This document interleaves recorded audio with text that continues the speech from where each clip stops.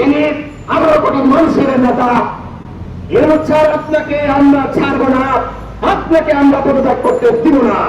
Doctor Mohammad Yunus sir, এই বাংলাদেশের একজন নাগরিক মনে নাই, আপনাকে পদত্যাগ করতে হবে।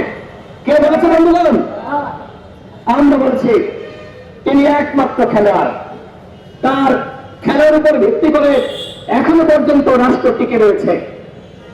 কিন্তু বন্ধুগণ, 3 মেম্বাররা যদি ভালো না খেলে ওই খেলায় কি দেখা যায়? ডক্টর মোহাম্মদ ইউনূস স্যার তিনি ম্যান অফ দ্য ম্যাচ হচ্ছেন, তিনি ম্যান অফ দ্য সিরিজ হচ্ছেন, কিন্তু বাকি যে 3 প্লেয়ার তারা ভালো খেলতেছেন না, যে কারণে আমরা সিরিজ জিততে পারছি না। মাহমুদ এবং মাহমুদুলের পরামর্শে নির্বাচন কমিশন ঘেরাও করতে গেছে। এই খবর ডক্টর মোহাম্মদ ইউনূস স্যার জেনে গিয়েছেন। এই কারণে তিনি বলেছেন যে তোমরা তো অন্যান্য দল সংগঠনের আন্দোলনের পথ দেখিয়ে দিয়েছ, তোমরা যমুনা ঘেরাও করেছ, এরপরে বাকিরা যমুনা ঘেরাও করতে এসেছে। তাহলে আপনারা বলেন, প্রিয় সাংবাদিক ভাইরা, উপস্থিত বন্ধুগণ, ডক্টর ইউনূস স্যার কাদের উপরে ক্ষুব্ধ হয়ে পদত্যাগ করতে চেয়েছে? আমাদের উপরে? কাদের উপরে? এনসিপির নেতাদের উপরে।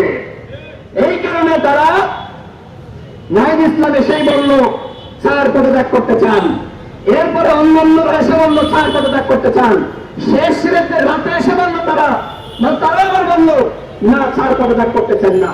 এই যে পদত্যাগের নামে নাটক করা হলো, এই নাটক কেন করা হলো আমরা সেই প্রশ্ন করতে চাই। আমরা তো শুরু থেকে বলেছি ডক্টর মোহাম্মদ ইউনূস স্যার পদত্যাগ করবেন না।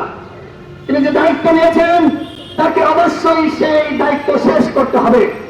দায়িত্ব শেষ করার আগে তিনি পদত্যাগ করতে চাইলেও আমরা তাকে পদত্যাগ করতে দিব না। তার উপরে আমাদের আস্থা বিশ্বাস রয়েছে। তাকে আমরা সেই দায়িত্ব দিয়েছি।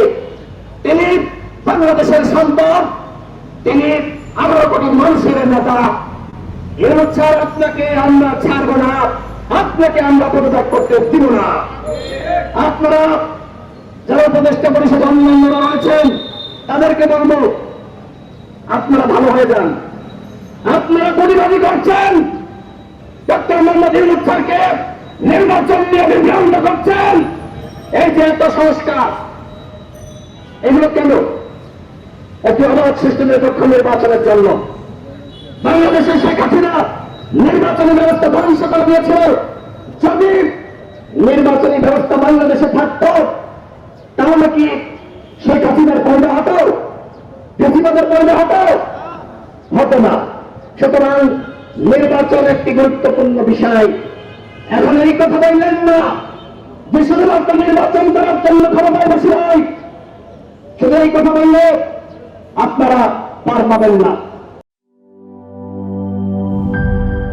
এই ঈদে জামা জুতো অ্যাক্সেসরিজের ডিসকাউন্ট।